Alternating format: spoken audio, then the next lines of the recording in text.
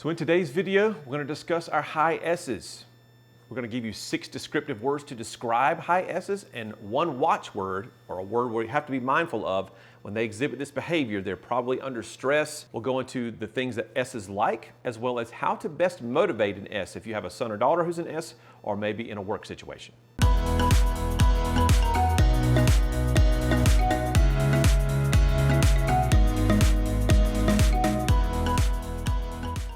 S's are supportive. They'll give you the shirt off their back, they'll give you their pants, their shoes, whatever, anything they can do to help you. They're super helpful people.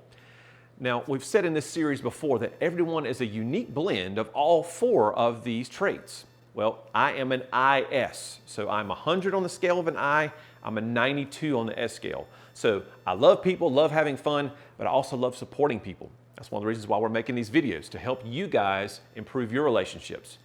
And I'm the guy who's, or you've probably seen someone like on a plane or whatever, who goes out of their way to help the old ladies with get their bags in the overhead compartments or what have you. In fact, if I've just met someone on a plane and we're having a conversation and I'm a couple sections ahead of them, I'll wait until they're off of the plane and then we'll walk back together. If it's a young lady and she's walking back to her car by herself, I want to make sure that, hey, if you got somebody waiting on you, is there a security guard who can kind of walk you to your car to make sure you're taken care of? So as S's, we're going to be supportive of others, making sure we're helpful any way and every way we can in pretty much every situation. S's are steady, super steady, and it's such a beautiful characteristic. They're never too high and they're never too low.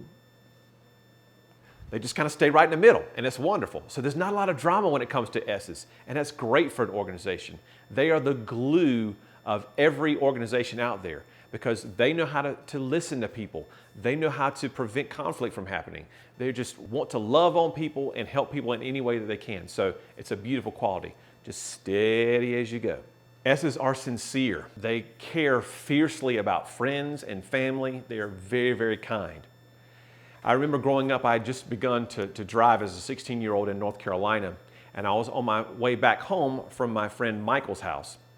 And I was coming back down Lee Avenue. I'll never forget it. I'm driving down the road, big oak tree, and all of a sudden, squirrel scampers down the oak tree right out in the road. Oh no. I felt a bump in my wheel. I stopped and pulled over to the side of the road, and there's a little squirrel. He's out there just limp in the road. I'm like, oh my gosh, I'm just hit a squirrel. This is so sad. So I immediately get out of the car. I grab my sunshade, because remember, all squirrels have a race, so don't touch the squirrel. But I took my sunshade, and I scoop up the little squirrel off of the road, kind of like a spatula, and I carefully dump him into the floorboard of my car. Instantly turn on like the bat signal, and all these lights, and speed down to my buddy who I played golf with as a veterinarian, Dr. Ernest Forbes, who's passed away now. But Dr. Forbes got down there, I was like, Dr. Forbes, I've got a squirrel, he's hurt, I don't know how bad or whatever. I just ran over in the car. I said, hey, dude, you gotta calm down, Alex, tell me what happened. So I explained the story to him, and then he said, John, why don't you go check it out? Now, John was his veterinary assistant. John was about 6'4" and about 290. This dude is massive. So I'm driving this little tiny 1984 Pontiac Fiero. If you've never seen a Pontiac Fiero, it's a small little sports car, 2 doors, a fire trap. It's awful, but it's a teeny little tiny car. So John, the veterinary assistant, comes outside. He looks in the side glass through my window and sees this squirrel on the floor. He goes, I'll take care of it, in a nice, slow Southern voice. He said, you just stay out there. He puts on his gloves, gets in the car. About that time, the little squirrel, who I had then named Sammy, was starting to rouse a little bit. So John reached down on the ground to try to grab Sammy, and Sammy perked up all of a sudden, and Sammy starts jumping around the car, and John's trying to grab him, and Sammy's landing on John's head, and the whole car is shaking back and forth because John's this huge human being, and it's going crazy. And all of a sudden, finally grabbed him, brings him inside. And then I'm like, okay, is he okay? Is he okay? Well, obviously he was okay enough to be trying to bite through John's hands with his gloves and everything. It was a crazy time. So we got back into the office, and Dr. Forbes takes a look at him and said, oh, I think he's going to be just fine. Gave him a shot of penicillin, put him out in the backyard. Sammy runs up a tree. Now, all that to say that as a high S, we're sincere, we're kind, we care deeply about anything and everything that we find purpose and value in. So in that particular moment, I didn't want that squirrel to die because of me. And so I was going to do anything and everything I could to take care of that squirrel. And then picked him up, scooping him up. I mean, who does that? I mean, most people are just going to keep on going down the road. Boom, boom. It's just another speed bump and you keep on going. Not S's.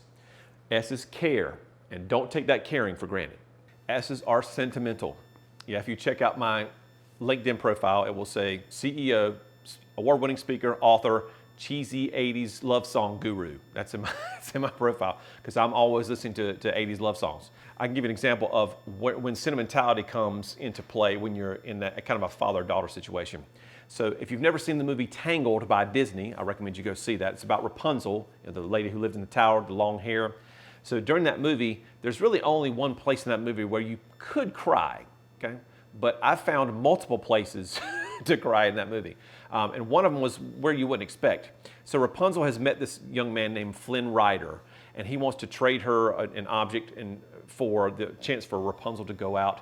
And all she's ever wanted to do is get out of that tower and see these lanterns that rise up on the anniversary of the princess's birth. So they start to get a little bit of crush on one another. And I'm watching this movie in the theater with my 15-year-old daughter, who was like maybe 12 or 13 at the time. And so they get out on this boat, and all of a sudden the lanterns are going up in the sky. And then Mandy Moore comes on and says, "And at last I see the light." And, Rapunzel's falling in love with this young man, and my daughter's going to get a boyfriend one day and get married and have kids. And I'm going to be a granddad one day. And so I'm tearing up. And then, of course, my daughter, who's a high C, says, "Dad, get a hold of yourself." And so I'm, "Yes, ma'am." And so I quickly wiped the tears away. And it was a very emotional time for me because my little daughter's going to get married one day. So I take my man card and I hand it to the attendant on the way out because I'm never going to get that back. But I did share an experience with my daughter, which we still laugh about today, and that was to show her that I cared. I care deeply about her. And so that sentimentality is very, very important for S's.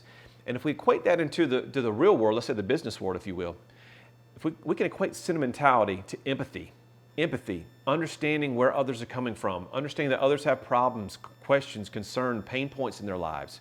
If we don't take the time in any relationship, be it business or personal, to understand and try to empathize with folks, understand where they're coming from, and everyone has problems and everyone has things that they're dealing with. If we don't have empathy, we're going to miss the boat to make really, really deep and meaningful relationships in our lives. S's are status quo. Status quo. They don't like things to change very much. And in my business world, I use a Pilot G205 pen. I don't get sponsored by this. Although Pilot, if you want to sponsor my channel, that's fine. But I use the Pilot G205 pen. Why? Because it works. And this is all that I use. When my supply coordinator orders things, she doesn't order me big this or this kind of fountain pen or whatever else, because I know this works. And so in S's life, they don't want to change. They don't like change. D's, we've already talked about them. Okay, you can go up here to a link and see those folks. D's love change. They're all about it. They have to move and shift all the time. But S's, oh man, if you move their furniture on them, you need to tell them like 6 weeks ahead of time because that causes panic for them. Take your time with your S's. Know that they're status quo. They don't like to change the paint on their walls. They don't like to change the kind of car they drive or the tires they put on it. They don't like to change the kind of outfits they wear. And in the business world, they certainly don't like new initiatives and things like that. They like things to stay the same. And if it's not broken, don't try to change things because they like things the way they are. They would really be struggling right now during this video. You stay right there. I'm done. Don't follow me. I really don't want to finish this video right now, but I'm going to, even though I'm a little shy. So S's are shy. Now, wait a minute, Alex. You said you were an S blend too, right? Well, and that's true. I'm an IS. I'm 100 on the I scale. My S is a 92. And so from that perspective, when I look back through this list of words like sentimental and steady and supportive and all those things, I'm going to have the majority of those as part of who I am for my personality style. But there are a couple of those words that don't apply to me from this S group because my I is so strong. And for me, those are the words steady and shy. I am not steady. I'm either woohoo or in terms of being all over the place. But then from that shy perspective, I just sang Mandy Moore very badly, in fact. And so I'm doing that too. How many ever people out there on YouTube are going to watch that? And so I don't have a problem with that. I'm not shy. So from that perspective, remember, we're all a unique blend of all four of these personality traits. And if you really want to know how well you are at one or how more intense you are at one, then you need to take an assessment for that. But let's talk about motivators. Motivators are extremely important for S's because they are extrinsically motivated. Let's show you why. Before we move on to our motivators, I got to give you my watchword, okay? And my watchword is that sometimes S's can be a sucker. We are the timeshare salesman's best friend. I mean, we're going to go out there, we're going to say, we're going to take this little 3-day vacation. We're not going in that room with that sales guy. I don't care what he says. And the first thing that happens is, you're here for the sales presentation. Yes. And so they go sit down. You want a timeshare? That's the best thing ever. And you're going to hit with all this high I mentality. Like, oh. So your answer is yes, correct? And you have to put like duct tape on your mouth to not say no, because the hardest word in the English language for a high S is no. We can't say no to people. We want to say yes to everyone. So if you have high S children, they're going to want to say yes to you. They're going to want to please you all the time. But they may be trying to please their teachers too and their friends as well along the way. And so that's a struggle for them. In the work world, if you're a high S and you say yes to everything, then if you've got multiple people you're reporting to, your managers are going to struggle with how are they prioritizing? And that's on the managers. It's up to them to help you succeed because they shouldn't be putting too many things on your plate knowing that you're going to be the person that's always going to say yes. So say yes, that's fine. Just do it less often. And you do have to adapt your style a little bit and start to say that NO word a little more frequently to get back your sanity. Because otherwise, that's going to be the look on your face more times than not. So those are our words to describe high S's. Now let's talk about what S's like. And the first thing they like is to be accepted. S's love to be accepted. Here's a little nugget for you. High S's are the style most susceptible to peer pressure, both the positive and the negative peer pressure, but they are the most susceptible. So if you're raising high S children, you need to do a good job of what you want them to have from a morals perspective and a values perspective so they know this is my center, this is my focus. I'm not going to be persuaded to do this or persuaded to do that because as they grow from those elementary schools to middle school and high school, their peers are going to have much, much more influence on them and they're going to be persuaded to do things if they're not really, really focused on that. S's love teamwork and cooperation. This next concept is a little bit difficult for a C and a D to understand, but here it is. For S's, it's all about the we, not the me. It's all about the we, not the me. It's not my own wants and dreams and desires, it's about ours. So as a family unit, I'm not concerned necessarily about me having a good time on that family trip, but did the kids and my wife have a good time? That's important to me because if they're happy, then I'm happy. And so I use the term happy wife, happy life a lot. And some people get, say you shouldn't be saying that or whatever for whatever reason. But for me, it's true because as a high S, I want my wife to be happy. And so when it comes to ordering food or choosing restaurants, I really don't have a preference. But a lot of times I'll say, I don't care. She'll say, what do you want to eat? I don't care. It's not that I don't care. It's just that I don't have a preference. Or rather, I would rather my wife decide because I know if she chooses, she'll be happy. And therefore, if she's happy, then I'm happy because I'm pretty much can get anything on the menu. So S's are flexible like that. S's like sticking with what works. Okay? If it ain't broke, don't fix it. Don't change the pants that you buy for them. Okay? If you're shopping for a spouse, don't change the color of their paint on the walls. Just leave them in their space. The monotony of sameness is comforting for those reserve types, those S's and C's. So for those S's, for me, I wear pretty much the same pants when I travel, the same shirts when I speak, pretty much all the time because there's comfort in that versus a high I who primarily, or high D, has a certain way they dress. High I's change a lot. High D's power suit and power tie, those kinds of things. But for S's, that sameness is really comforting. S's are all about harmony. They're all about harmony, peace in the family, peace at work, peace in whatever organization they're a part of. And so a lot of times you will see selfless, not selfish, but selfless acts by high S's.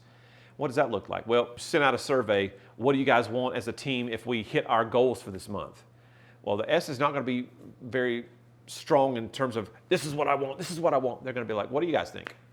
Oh, that sounds good. And it really doesn't matter to them, again, because they're going to bend to the will of the group versus having that really forceful, individualized wants and needs and desires. So they're all about harmony, trying to make peace. Two people start fighting, let's back up and let's make peace and let's move on so we're all happy together. And then again, S's are about sameness. We talked about steady and not liking things to change very much and more of that status quo mentality. If you think about it from a perspective of, let's say you're buying a house.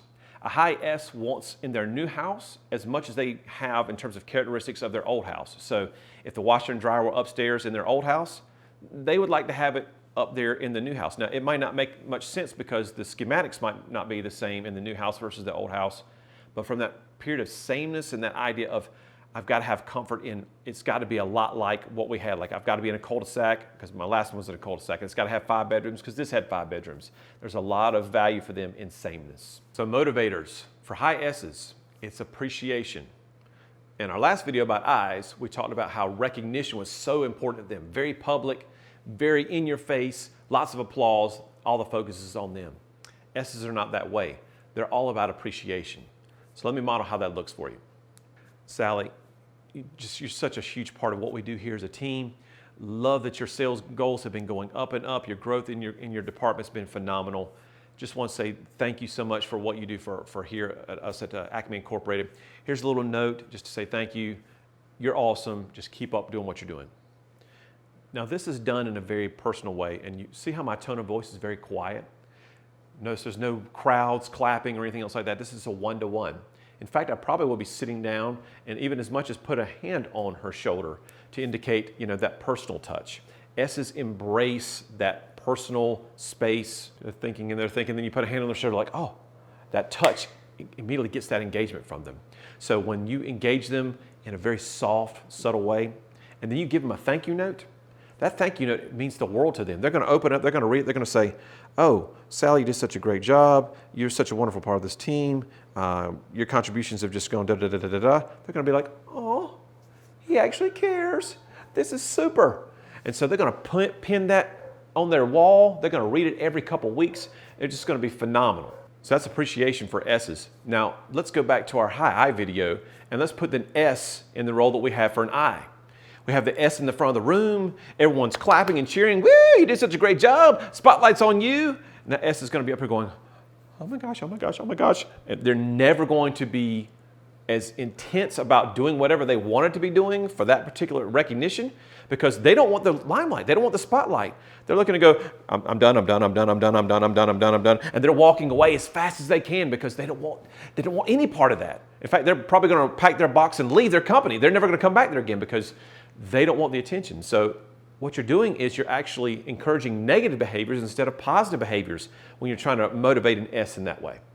So you can't motivate people the same way depending on their style. You have to adapt your behavior. You know yourself, understand others, and then adapt. Now let's take that letter, for example. We gave that high S, that note, they pinned it up on their corkboard and everything was great. A high D is going to read that note and go, Sally, you're a rock star. Well, yes, I am. Yes, I am. Okay. You're not telling me anything I don't know. They're going to rip it up, throw it in the trash, and move on with their lives because they're intrinsically motivated. I's and C's are motivated by themselves. I's and S's are going to be motivated by others. So D's and C's, intrinsic motivation. S's and I's are extrinsic motivation.